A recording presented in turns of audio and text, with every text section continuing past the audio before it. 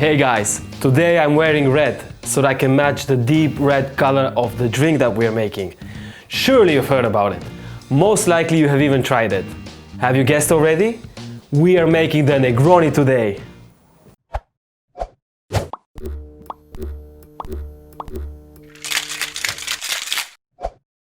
The Negroni, a cocktail that is 100 years old. We are in Florence and the year is 1920. An interesting and charismatic character comes back to his hometown after spending some time in the United States. That person was Count Camillo Negroni. He went for a drink to Caffe Cassoni, one of the most important establishments in Florence at that time.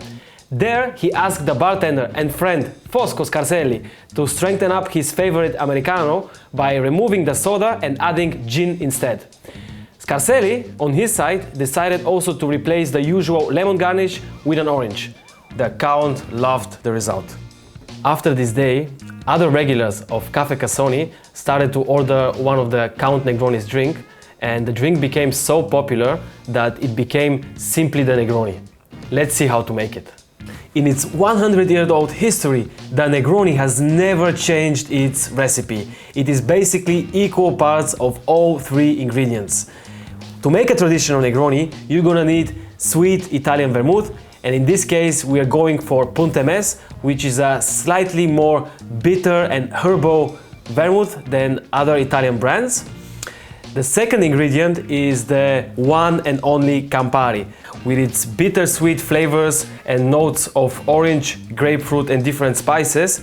It's going to be the backbone of every Negroni.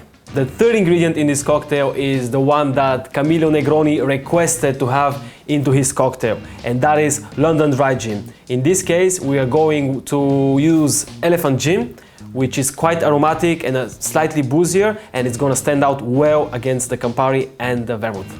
Usually, the Negroni is built straight into the serving glass, but I prefer to serve my Negronis on big piece of ice, so I first build my ingredients into a mixing glass, stir it down to chill down the cocktail and bring it to the right dilution, and then pour it over the big ice cube, garnish it with my orange zest and serve it.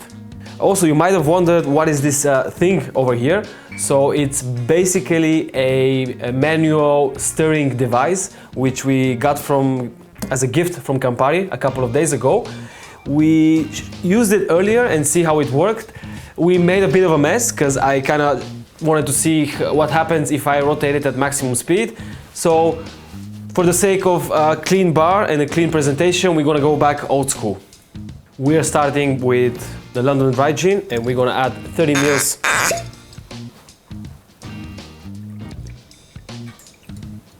Next ingredient is our Campari, 30 ml again. And the final ingredient is our sweet Italian vermouth.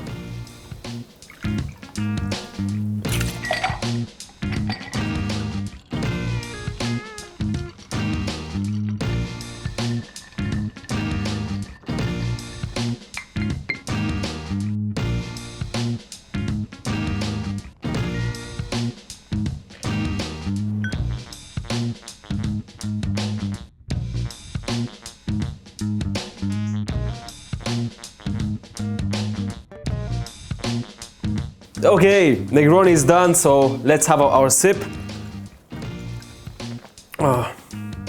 I've been waiting for this the whole episode, guys. It's such a delicious drink. The vermouth and the Campari are basically balancing each other out.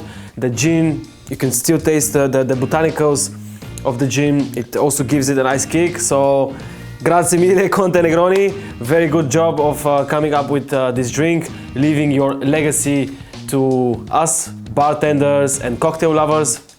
Also, guys, in the future, we plan to give you out many other variations on the Negroni and other classic Italian aperitivos. So make sure that you subscribe, give us a like, stay tuned, and see you next time. Salute!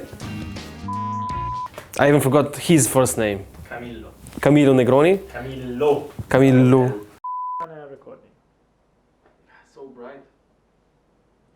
Okay. What was it? Orange, and then served the new cocktail to the Count Negroni. The Count pretty much loved the result. He was like, okay, drinkable. I can live with that. Okay. Got you. He instead, the Negroni, he went for a drink to Fosco Scarcelli and friend Fosco Scarcelli to strengthen up his Americano. Come on!